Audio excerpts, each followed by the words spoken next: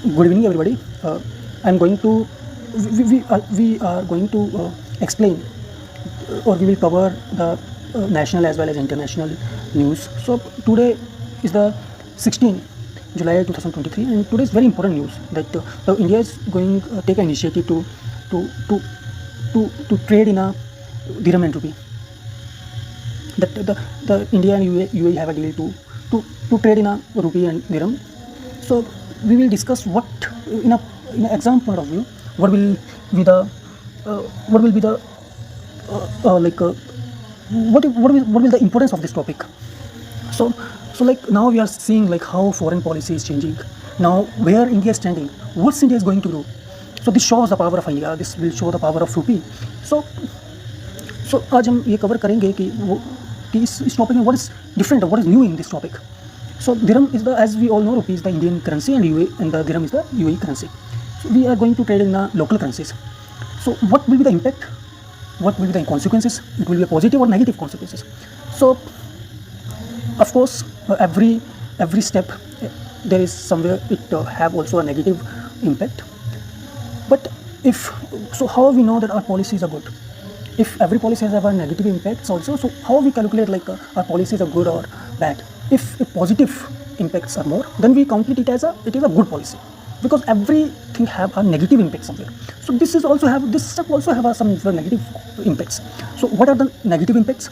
So I'm going to tell you what will be the negative as well as a positive impact.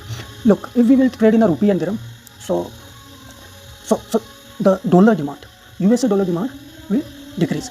If it will decrease, so if suppose our dependence is more in a USA dollar, so if any impact or any crisis will happen in a USA, so it directly impact or heavily impact our economy.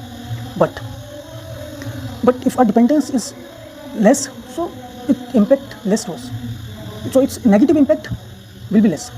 So similarly, like this is the first impact. And second impact will be the rupee demand will increase. Rupee demand will increase, so rupee value will increase, and it is the beginning of internationalization of a rupee. Look how good step is it? Like a rupee is going to internationalize.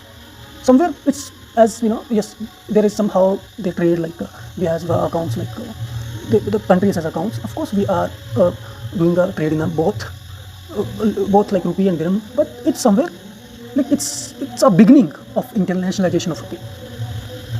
And if like rupee value will increase, yes, look how if the rupee value will increase, so how it impact our economy. If the rupee value, it's not always that if the rupee value increase, so it's the good news for us. No, it's not a good news. It's have a positive as well as a negative results. The positive results that it impact international, it's impact import and export trade. If suppose rupee value will increase, that means our product value will increase, our product prices will increase. If our product value prices will increase, so the product which we sell in another nations, so product price will increase, our product will increase. If our product will increase, our export, our product prices will increase, so it's impact our export. Because our export can be decreased. If our product is value prices will increase, so it will be its price will be more in the international market, so it's impact our export. But our import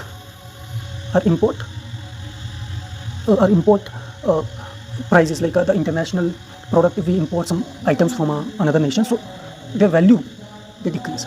In an import perspective, it is good for us, but the export perspective, it's bad for us. So your question will be, so what is the what is the benefits? Benefit is the good economy is that where the currency is stable. So our main perspective is our currencies should be stable. So let's see what will the impact. But this is a good initiative. It's we hope that, and our economists also always try to stable our economy, and our economy should be stable.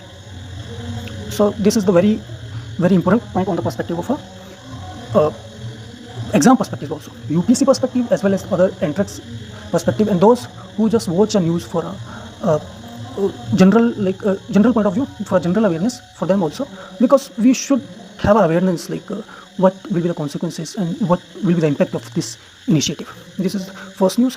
And in this today newspaper, and the second news, like Delhi governments, what they are step taken for those are impacted those impact from the flood. The second, the Rahul Gandhi move, as seen. The flood, Yamuna, the things which happen in Delhi as government, like parties, they are blaming to each other. This is not important on the perspective of exam perspective. And second, that is the Rahul Gandhi moves, as seen defamation case. As we all know, like one of the speech Rahul Gandhi said, Modi, सब मोदी चोर होते हैं, जिनके नाम के पीछे मोदी है, they all are चोर. Such a statement said by the Rahul Gandhi.